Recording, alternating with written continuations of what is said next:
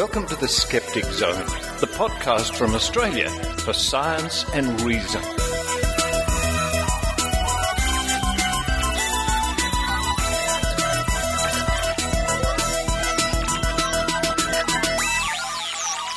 Hello and welcome to the Skeptic Zone, episode number 206 for the 29th of September, 2012. Richard Saunders here with you from Sydney, Australia. Glorious, sunny, windy, cloudy, sunny and windy. Bit of wind. Sydney, Australia. On this week's show, we have Eran Segev and his talk from TAM in Las Vegas about SensorSlim, our friend Ken Harvey, and the action the Australian Skeptics took, and like-minded people, in aiding Ken Harvey against lawsuits. Now, Ken is a consumer advocate, a good skeptic, a real friend of our side. It's a cautionary tale to those who would sue us.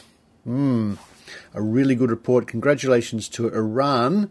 And it was yet another highlight from the amazing meeting in Las Vegas. And look, we all can't wait until the next amazing meeting in 2013. The James Randi Educational Foundation, what a fantastic institution it is. What a long and happy relationship the Australian Skeptics have had with the James Randi Educational Foundation. And James Randi himself, of course. And yes, TAM 2013, which will be TAM 11. I think I saw somewhere online that's being held in July 2013. Was it the 11th of July? That might need to be confirmed. If you're thinking of going, think no more. Start saving now, especially if you're in Australia. So many Australians go, year after year. I'm really impressed, but I'm not surprised. Top-line speakers, great social opportunities, good fun had by all. I'm saving my pennies even now. Anyway, we'll kick off the show with Eran Segev. And following that, it's Maynard, a change of pace for Maynard, because Maynard's been doing so much from so many interviews from TAM lately. This week, Maynard talks to a UFO hunter in Australia. Dylan, who runs a website or a Facebook site, Australian Phenomenon, looking for UFOs. I thought it would be interesting to hear from sort of someone with a different perspective, shall we say. UFOs in Australia. Yes, apparently we have them too. After that, it's Penny Chan with a penny for your thoughts. And recently, Penny went to the IIG Awards, the Independent Investigations Group in Hollywood. I think they're in Hollywood, in California. Their awards night, and Penny went along as our reporter. And I think the highlight of her report is she has a chat with Gary Stockdale. Now, Gary Stockdale is a fantastic musician, composer, who works with Penn and Teller. And in fact, he wrote the Penn and Teller theme for their show, Bullshit, which we all enjoyed very much. Oh, there it is now.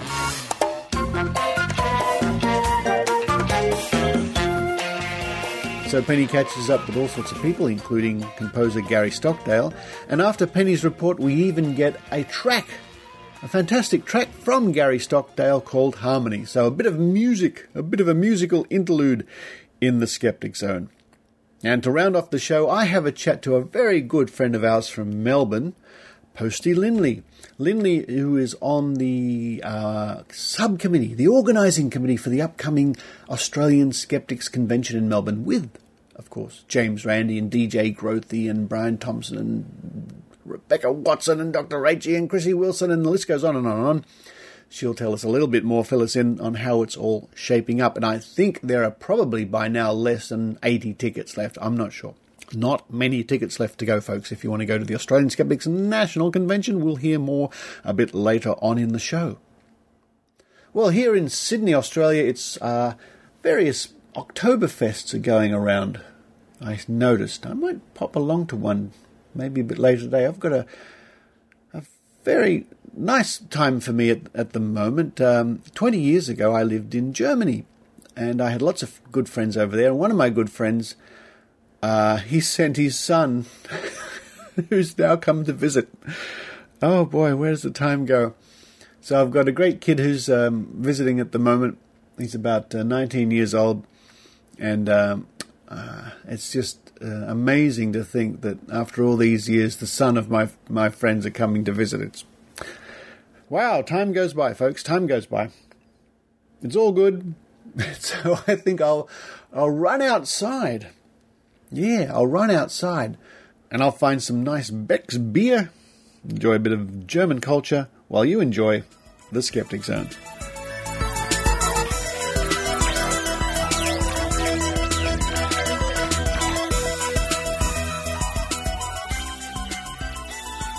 Grain of salt, grain of salt, grain of salt. Let's all take this with a grain of salt. Here's Eran Segev. Grain of salt now, a grain of salt, you gotta take it with a... Thank you. I would like to think that this is not actually a cautionary tale, but rather maybe a bit of an uplifting tale, because the story I'm going to tell you is about how the skeptical movement in Australia responded when a public health activist was sued for doing the right thing. So before I start, I have to tell you a few things about the regulatory framework in Australia that controls medication, and that requires a few acronyms. So the first acronym is ACCC, that's the Australian Competition and Consumer Commission. That's an organization that is responsible for all consumer issues in the country. I think it's roughly equivalent to the FTC in America. They have nothing specifically to do with health, but any claims made by anybody who sells any product are subject to the jurisdiction of the ACCC. TGA is the Australian equivalent of the FDA. It's the Therapeutic Goods Administration. They regulate all medicine and all medical claims in Australia. The Complaints Resolution Panel is a body that is affiliated or adjuncted to the TGA, and they are in charge of investigating complaints related to advertising claims by sponsors of medical goods registered by the TGA. And the ARTG is the place where these things are registered, where these products are registered. It's the Australian Register of Therapeutic Goods. And it has two different systems, so the ARTG is not really one system. One system is the system that we all expect. It's the system where medication is registered after going through several phases of trials, animal trials, in vitro trials, then phase 1, phase 2, phase 3, eventually approved for selling and using on humans. And those medications, sponsored usually by credible pharmaceuticals, obviously cost a lot of money to approve, and they're registered on the ARTG under the system called OST-R. So they get an OST-R number, R for registered, of course, and they're just normal pharmaceuticals. The other system is the listing system. These are products that don't have to go through all of this long and arduous process. Products that are listed on the ARTG, all they have to do is the sponsor of the product has to go on the TGA website and simply put a few bits of information about the product. So that they have to say what the claims are, then they have to say what ingredients there are in the product, and they have to choose the ingredients from a pre-approved list of ingredients. So these are ingredients that were judged by the TGA to be safe enough to not worry about. So safety is kind of looked at. In terms of efficacy, and also to some degree with regard to safety, the TGA doesn't ask for the evidence. What they ask is that you tick a checkbox that says, I have the evidence. But you don't have to show the evidence. The thing is that the TGA, over the lifetime of an average product, there's a chance of 20% that a product will be audited. So it's quite safe to say that you have the evidence even if you don't have it, because the chance that you'll be caught is very, very small. So now to the product that we're talking about. So at the beginning of 2011 or maybe late 2010, a new product came on the market, SensorSlim. I actually have a box here. Somebody gave it to me the day before I left for Vegas. So this product came up with the sponsors for this product, SensorSlim, came up with some amazing claims. They claim that it's the most effective slimming solution on the market today. The quote comes from a white paper by Dr. Matthew Capehorn, who's supposedly the clinical director of the National Obesity Forum in the UK. We'll talk about Dr. Capehorn more soon. They said that it was clinically proven in a big study. 11,453 people in over 100 countries supposedly included in a trial, and the results were sensational. 87.2% lost 10% or more of their body weight. I would say I'm not sure that's that healthy, but that was the claim anyway. On the 18th of March 2011, Dr. Ken Harvey, who is a professor of public health and a public health advocate and a serial complainant about such products, complained to the Complaints Resolution Panel, to the TGA, and to the ACCC about this product. What he said was that there is no evidence that it works. They have not presented evidence that it is unlikely to work. He also looked up Dr. Capehorn, who's supposedly a credible doctor specialist in obesity, and found no papers by Dr. Capehorn on anything to do with obesity, let alone related to SensorSlim. Then he looked at the white paper published by Dr. Capehorn, and it looked very, very suspicious. Suspicious enough for Ken to claim that it's a sham, that it's not based on anything. And the institute that supposedly conducted that very large study of 11,453 people could not be found anywhere. There was no research based or that was credited to this institute. And there were also a few administrative failures. A month later, SensorSlim sued Ken. They sued him for $800,000. The reason they sued him is an obscure clause in the laws or the regulations that the CRP operates under. And this section, 42ZCAJ2, basically says that while the subject of a complaint is before a court, the Complaints Resolution Panel cannot deliberate or make a determination with regards to that complaint. So that's where SLAP comes in, because that was the whole idea. SLAP, as I'm sure many of you know, is strategic litigation against public participation. It's basically legal action with no attempt to win. It's simply to stop the complainant from actually going ahead with the complaint.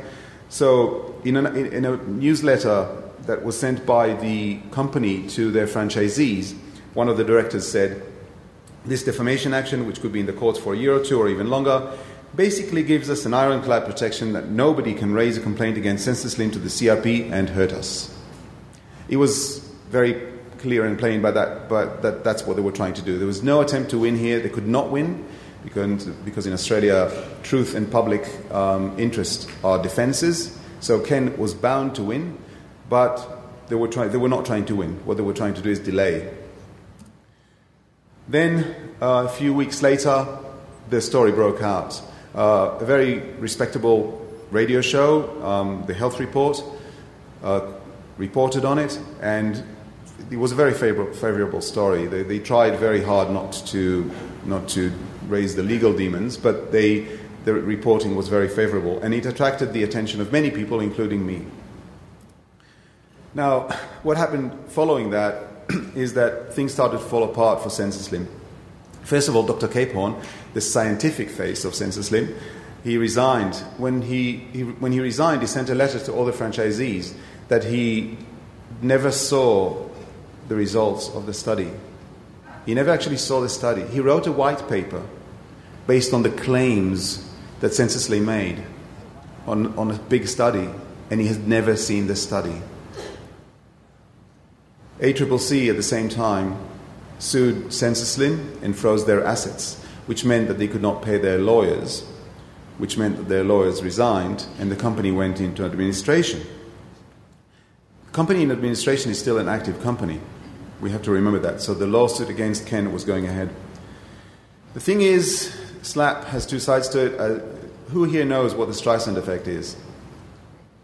Okay, not enough to skip this slide. So basically the story is that Barbara Streisand sued some photographer who published a project online with photos of the California coastline. It was nothing to do with her house. It was to do with the coastline. But in one of the photos, her house was seen, and she sued him to remove that photo. And as a result, the publicity that was generated meant that something like 400,000 people within a few days went to that photo to see her house. And that's known as the Streisand effect, where you're trying to block something from becoming public or from gaining notoriety, and you're having your attempts are having the opposite effect. So that's what happened. Very quickly, a few slides of media in the few months that this thing all went on, and all of these things that I'm showing you now, these are all positive, supportive articles reporting favorably on Ken's story.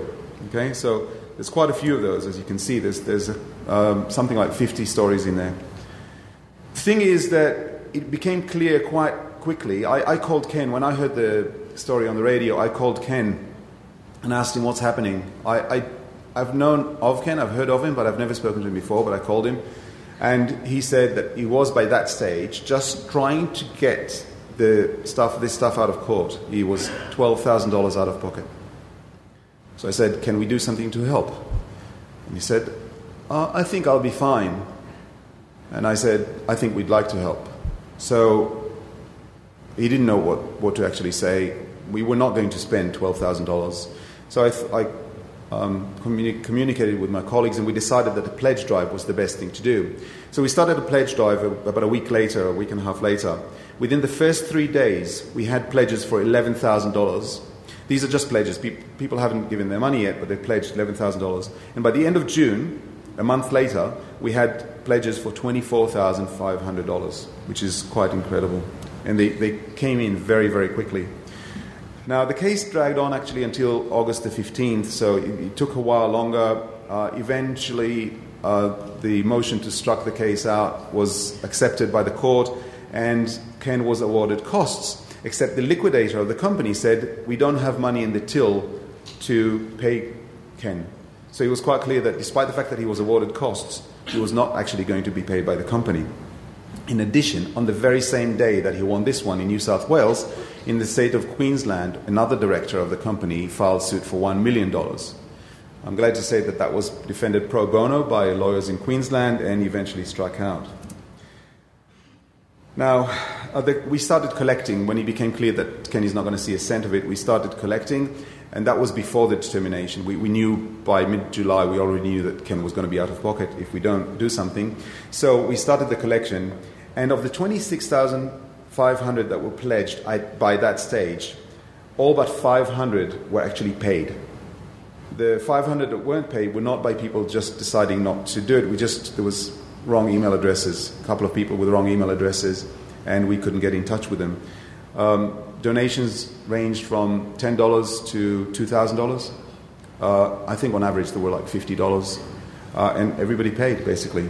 12,000 more was collected from further requests. So we said, look, this is not enough. Australian Skeptics, our organisation, we did not actually donate a huge amount of money, but we covered all the costs of the collection. So we made sure that all the money that was donated actually went to Ken, credit card fees, PayPal, all these things. We covered all of that. And 3,500 was donated by Choice. Choice is the equivalent of Consumer Reports. It's a very respectable magazine in Australia that deals with consumer affairs. And Ken did not pay a cent, which was a great achievement as far as I'm concerned.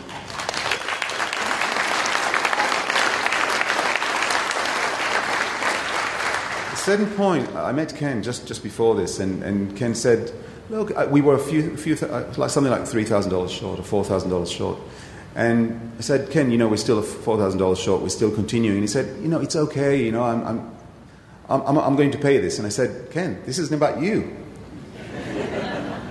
You are not allowed to pay a single cent. You can't pay a single cent because we want to send a very strong message here. And I think we did. So in summary, the costs, Ken's costs were in excess of $42,000, but we paid all of it, of course. Ken says, he talks about this very often in all kinds of forums, and he says many times that he could not have done this without the financial and moral support that he received from the skeptical movement.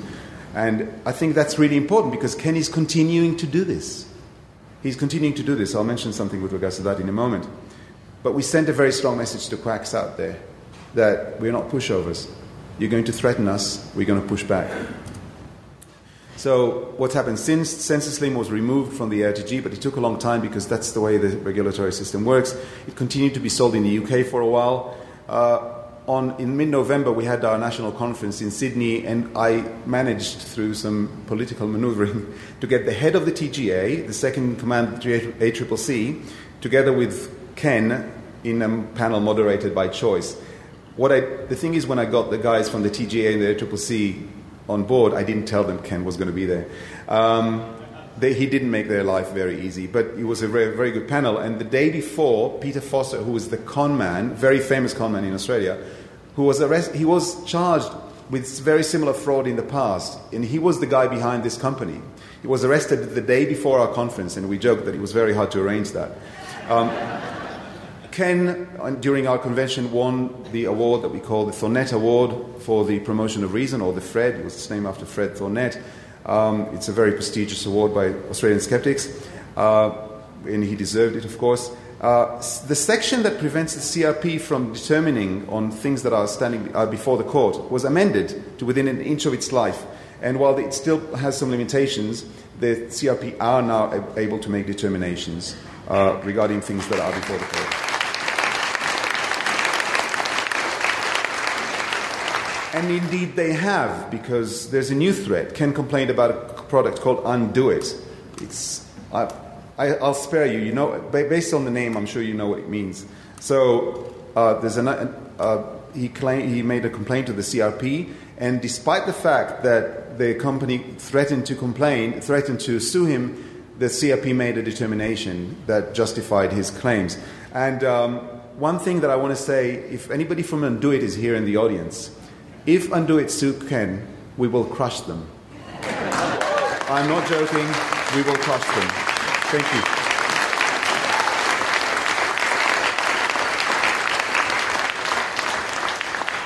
you. We do have time for a couple questions. Any questions? You eat something, you take something, it undoes the effect of eating it. Oh, so it's not an anti-pregnancy drug. That's what I thought it was. No. It's not a morning after pill. It's a morning after pill for hamburgers. It removes fat and carbs. Any further questions? Well, let's thank Eran again, and what a wonderful outcome.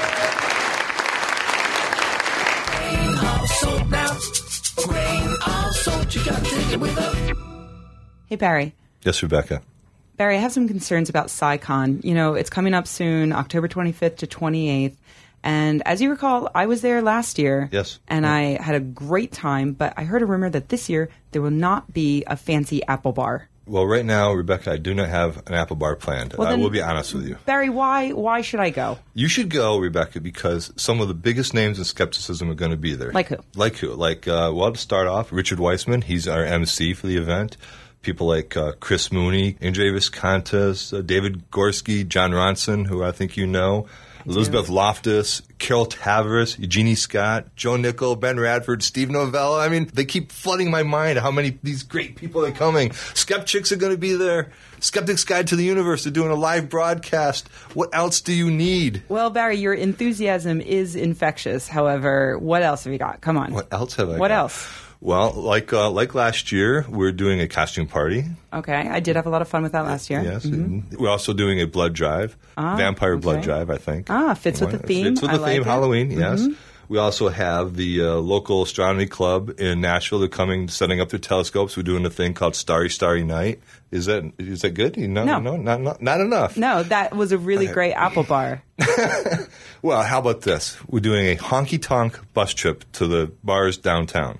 A what bus trip? Honky-tonk. Never say that again. Never say it again.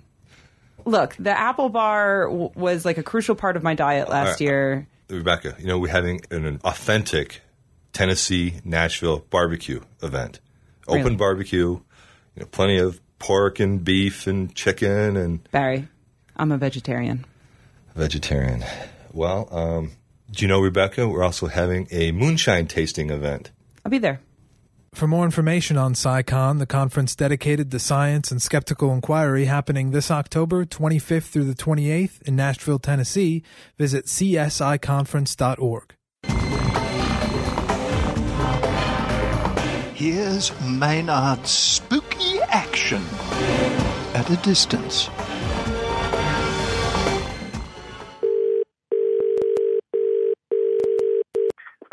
Hello, is that Dylan? Yep. Hey, now, Dylan, you and a group of other people have got together a great Facebook page called Australian Phenomenon. Yep. And I just rang to ask you because you've seen some curious things, and what suddenly interested you in looking at the sky, and how have you been looking at the sky, and what have you guys seen? Well, my friend Alexi, he got me into it. He one day he was talking about extraterrestrials, and I was a bit skeptic at the time. But I went outside for the first time to look at the sky for that reason, and I started noticing some really strange lights. All right, like what sorts of things? Because there's plenty of unusual lights in the sky, and how were you viewing them? At first, I saw 3 lights in a triangle formation, and because my parents used to be ghost hunters, I used their night vision equipment. Wow, this is kind of... So you've got a history of Oogie Boogie in the background there with the parents. Yeah. Hey, so have you actually heard an EVP? Yes, I have. Wow, and how do you find them? Do you find they're convincing, or are they more like audio pareidolia? Well, EVP, I've seen a couple of videos of how people do it. I reckon that there is something there.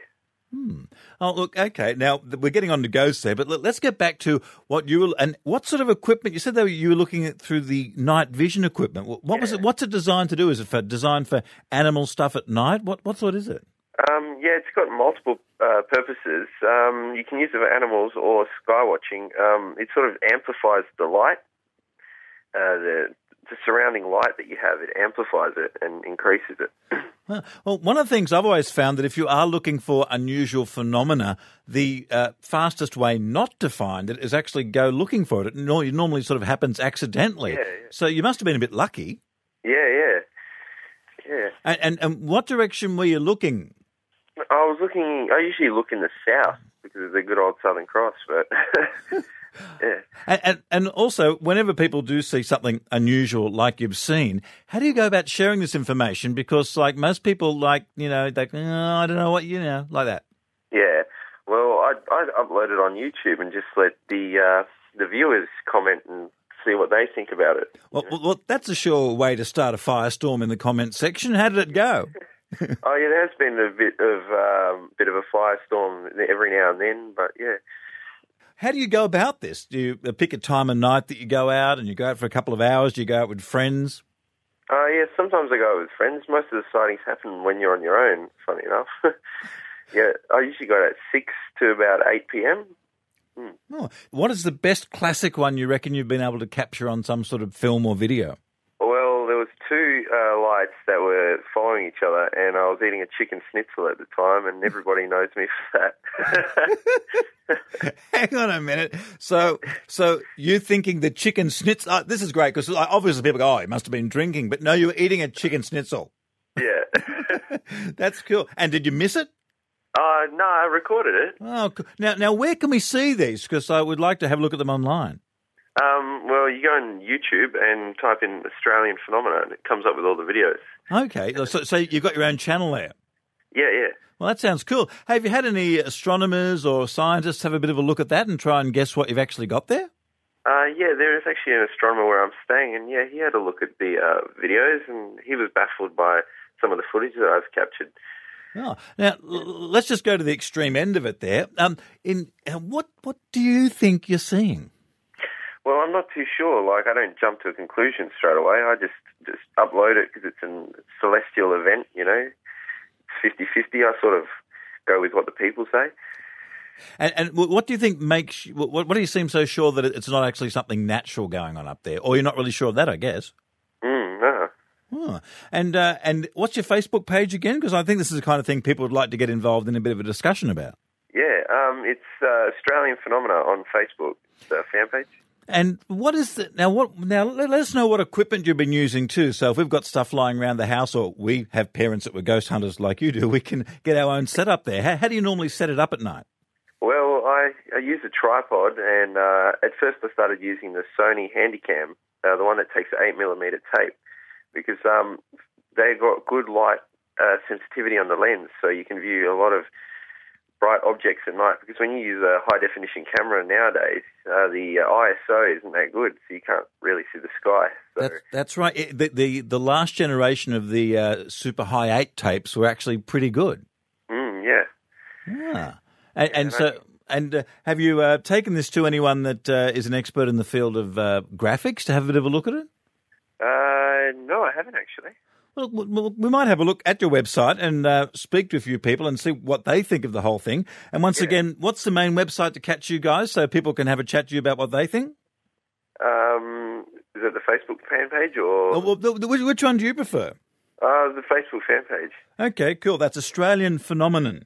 Yep. And you guys are based in WA. You're in East Perth there. And you reckon Perth is becoming more of a UFO hotspot or not? Because, because it's pretty good in the outback. You've got to work hard to beat the outback.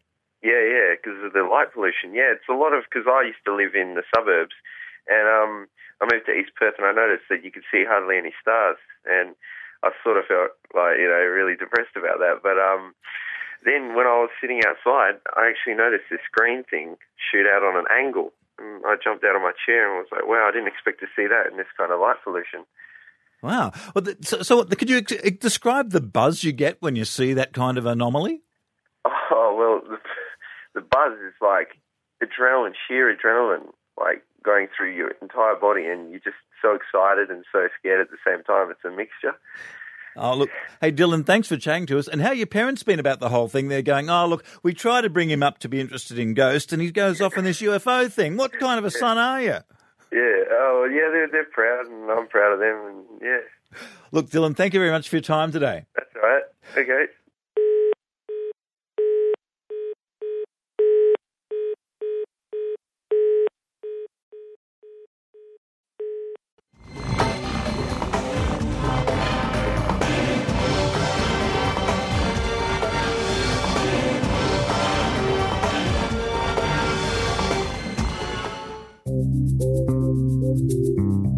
The Skeptic Magazine, the journal from Australian Skeptics.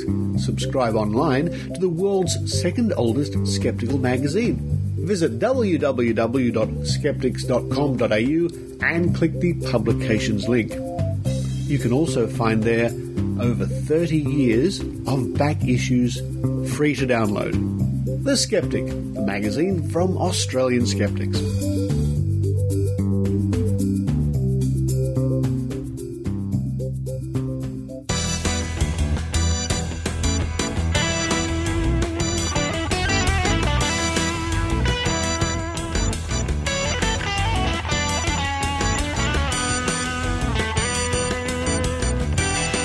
Here's Penny Chan with a penny for your thoughts.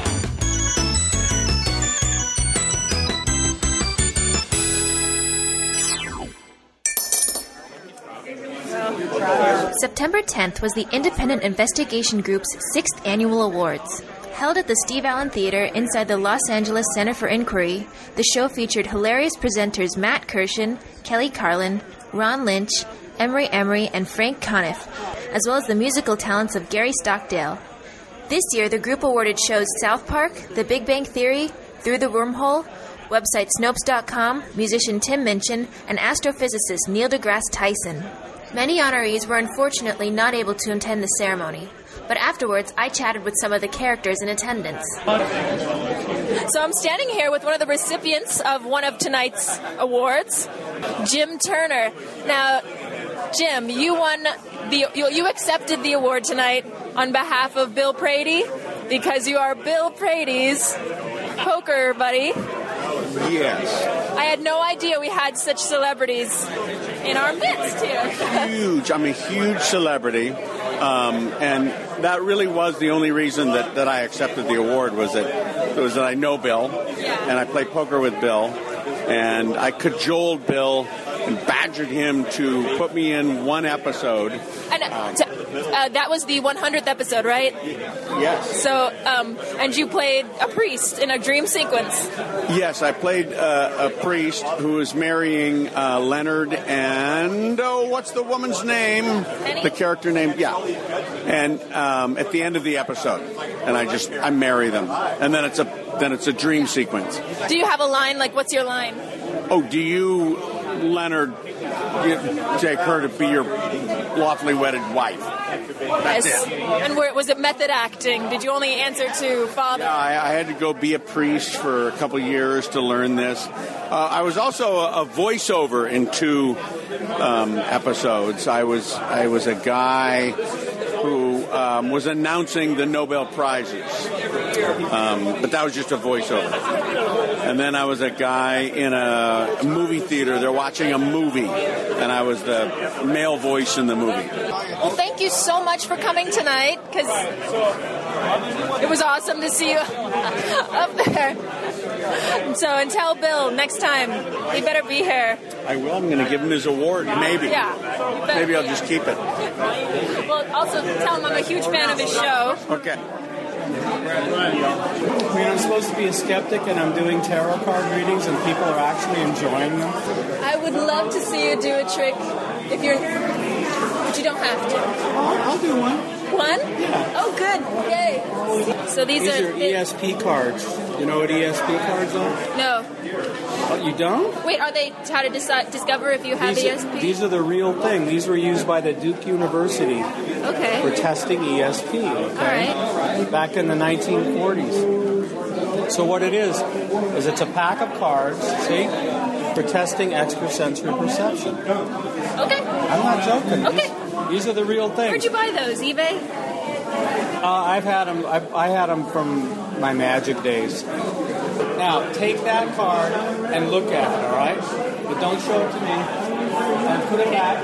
Right. Now, have you got it? Yes. Okay, so now the idea is you have to try and concentrate on it, and I will try and get it. Just hold it in my mind? Yeah, just hold it in your mind, because you were drifting a little bit. I'm sorry.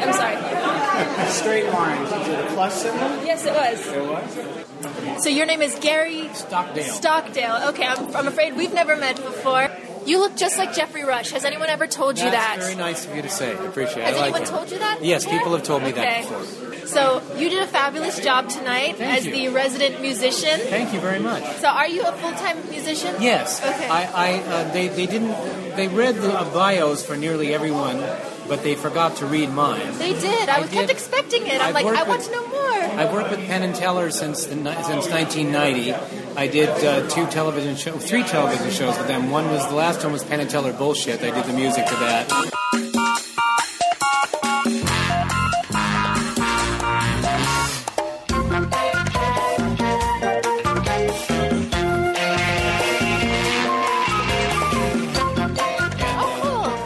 A show with them called Penn and Teller's Sin City Spectacular. That was a variety show that we shot in Vegas on FX. It was 24 episodes. And then I also did their NBC special back in 1990 and a British television special with them, and I've done a lot of music for their live show. Okay, so you're real tight with those two. Yeah, I'm in the skeptic atheist world and all those heathen Do you often, free thinkers. I mean, are you a member of the IIG? I'm not a member, but I've done a ton of shows here, and I know Jim. You're an honorary person. Yeah, exactly. That's cool. I absolutely loved the songs that you played. Thank you so much. They were very... And you're a phenomenal singer, by the way. Oh, you're very kind. Thank you. I'm always amazed at people who can both sing while they play. Patting your stomach and patting your head at the same time. Practice. Yeah, it takes practice, but once you get it, it's what you do. Yeah. I do a lot of atheist skeptic music, too. I mean, I've got an atheist gospel iTunes? song. Yes. Okay. Yeah. All right. I'll look for you there, because Yes. I've been downloading a lot of, well, Tim Minchin doesn't have a lot of stuff. Oh, on he's there, so good. I love But it. I'd be happy to send you some. Okay, thank you so much. That's good. So thank you so much for speaking with me, and I hope I can hear you perform again. You will. I'll put you on my mailing list. Awesome. Awesome. Thank you so much. Thanks.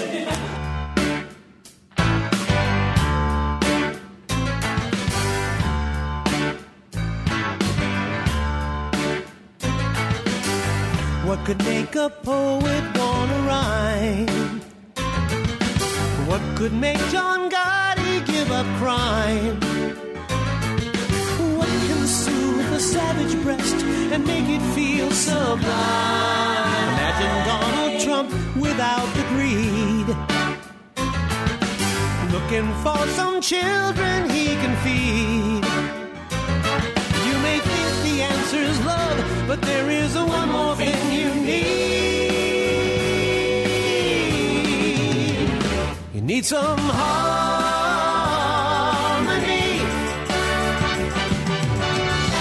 Yes, yes.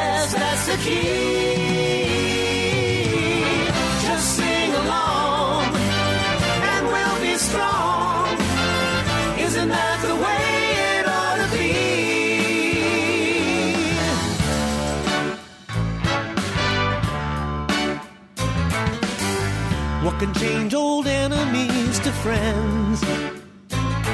Have Taylor Swift and Kanye make amends. Sing it good for brotherhood and listen how it blends. What might make the red states love the blues? And what might make those Muslims love the Jews? Just lift up your voices, how could anyone refuse to live in harmony?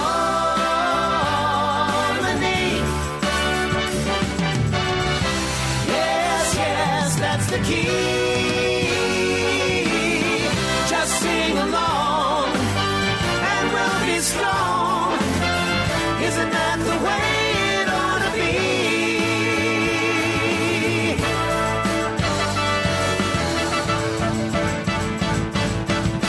Call me a hippie, call me naive, call me Pollyanna, if that's what you believe.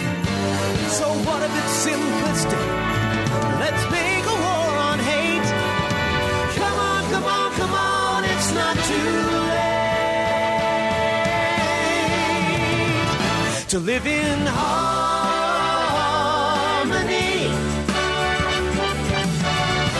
Yes, yes, that's the key.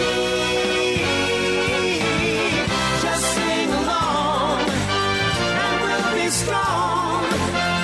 Isn't that the way it ought to be? Wanna live in harmony.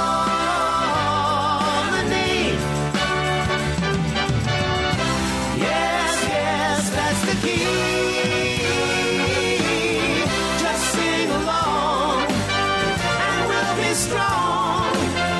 Isn't that the way it ought to be? Isn't that the way it ought to be? Isn't that the way it ought to be?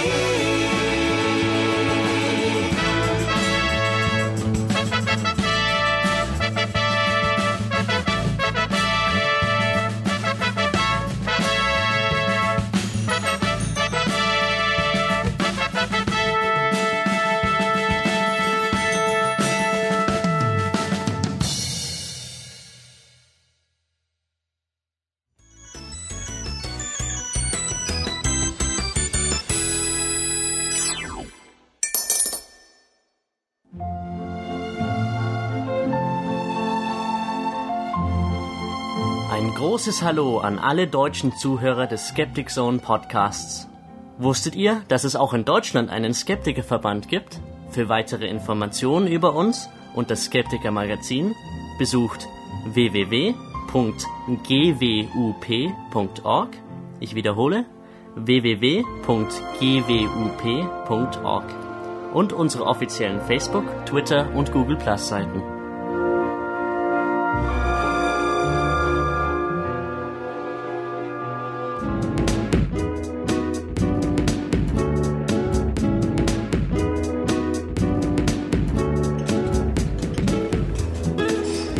Wow, that was a really great Australian Skeptics dinner talk, Posty Linley. Hello, how are you, Richard? I'm good. Last time the Skeptic Zone heard from you was in Las Vegas. You had a little chat to Maynard. Yes, definitely. It was a good time. It was a great time. Good time drinking in the bar. It always is. Not that we're always drinking in the bar, of course. No, but I was. But you were, all right. Now, you're up here in Sydney, and we just had a wonderful Skeptics dinner talk with Tori Shepherd all the way from South Australia, which we all enjoyed her talk about how the media look at quack stories and all this sort of thing. And what a champion of skepticism she turned out to be. She's great, definitely great. Oh, here's some more drinks. Yeah, more drinks. Here's some real life sound effects. Here we go. It's not like a bus announcement. It's not, but it's the next best thing, right? It's glasses clinking. No, that was fantastic. It was really nice to hear her talk. But let me talk to you. Now, you're on the organising subcommittee for the Melbourne Convention, and we keep raving about this great convention coming up to our listeners. I am, and it's going to be great. It's going to be held at this. Whoa. It's going to be great. It's going to be held at the the Spot Theatre at the Melbourne Uni on the 30th of November to Sunday, December the 2nd. And we're going to have James Randi, of course. He's going to be amazing, like he always is. We've got Rebecca Watson, DJ Grothy. Yep. We've also got Brian Thompson, who has millions and millions of podcasts. He's got Quit It, I'll think of the name later. But he's got plenty of podcasts. Listen to him. He's great. And then we've got stuff like Adam van Langenberg. Yeah, the skeptical teacher. Yes. Who was on last week's episode. Yes, what a great guy he is. He's great. And he's a great maths teacher. And he's actually going to be following James Randi as the first speaker of the day. So he's letting us in on a secret of the scheduling. And a very nervous boy he'll be, actually, I'd say, after being introduced by James Randi. Oh, if you talk to a room full of sceptical students, you can't be too nervous. Yeah. So we've also got you. Me, yes. We've got Dr. Rachie. Dr. Rachie, yes. We've got Chrissy Wilson. We've got Ken. Chrissy Wilson, I can't wait. And she's fantastic. She's one of the best skeptical speakers out there. We've got Ken Harvey, who is Choice Magazine Consumer of the Year. And how's it been organising all this? Because I know what it's like to organise the convention. It's pretty full on. It's full on. I'm doing a lot with the interwebbies, so mainly interwebbies. So mainly Facebook, posting up pictures and getting Twitter, getting it out there, that sort of thing. Are you the person who twitters for that? Yes. I try to. I didn't know that. Right. And what's the Twitter everybody should be following? AusSkepCon, AUSKEPT Con. Right. Something like that. AUS, so not OZ, not OZ. Not Oz. Not Oz. It's Oz like AUS. Yeah. And we've also got Cameron Martin from Friends of Science and Medicine. Cool. Meredith Doig, which I only just found out she's a motorbike rider. She's used to be a motorbike instructor. Woman after your own heart. It should be. Because you love riding your motorbike. Definitely. And I'm going to ride to Canberra in a couple of weeks to see Tim Ferguson do his show about MS. So that'll be great. And we also have Lynn Kelly, who is awesome. She's the Spider Woman. She's fantastic. She used to be arachnophobic. She used to have terrible arachnophobia, and then she wrote books about spiders. Now she loves them. But she's the best cold reader in the biz. Oh, yes. I've seen her doing it for so many years now. She's tarot fantastic. Readings. I'd love to get her to do some Tauromancy. Taromancy, was it? Tauromancy. She made up her own bull magic. Yeah. Bull magic, yeah. I've seen Lynn Kelly do cold readings which brings people to tears, and then she stops and says, no, it's all right. I'll stop now because I can see you getting carried away. But the thing about Lynn Kelly is she'll tell the person beforehand that what she's about to do is fake. Yes. Right? In psychology, and people still believe it. It's It's just, even when we were talking about it recently, where you sort of had something happen to you that might be a bit of a heartbreak, and the first thing you think about is maybe going and seeing a psychic, getting a tarot reading, because you think, as a skeptic, you still think, what the hell? But then you might think, no, maybe this psychic might tell me. And then maybe you just need someone to talk to, too. Yeah, and then maybe you just go down the pub and have a drink. Meet up with Maynard. That's what you should do. Everybody should meet up with Maynard. Everyone should. We're going to try and get Maynard there too. If that all works out, that'd be fantastic. And then, he'll come down.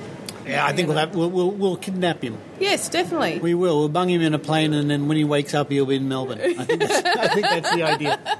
Well, so, definitely buy your tickets. There's not many left. No, we're under 100 left. So. And by the time the podcast goes out, it could be even fewer. Even fewer, definitely. Yeah.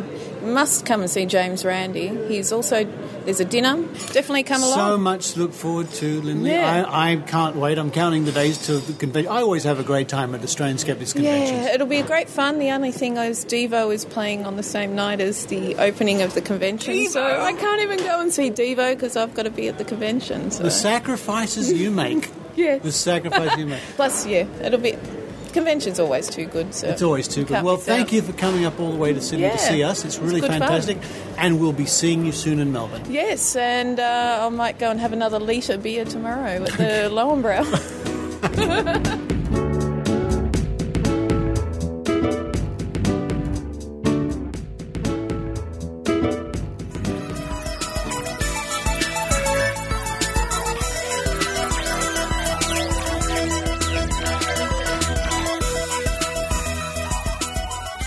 Thank you for listening to the Skeptic Zone. On next week's show, I'm going to dig through the archives and find maybe one or two more interviews that Maynard was doing at TAM Las Vegas. I tell you what, folks, this has been going on for months and months and months and months. It just gives you some idea, some clue as to how hard Maynard was working at TAM getting interviews. It's just amazing. I'm going to try and squeeze in a think tank. See if I can get the band back together for a think tank. See if I can organise that. And, well, who knows what will be on next week's show. That's a bit of the thing about the Skeptic Zone. It's always a surprise. It's always a surprise to me, I can tell you. But until then, this is Richard Saunders signing off from Sydney, Australia. You've been listening to the Skeptic Zone. Visit our website at www.skepticzone.tv for comments, contacts, and extra video reports.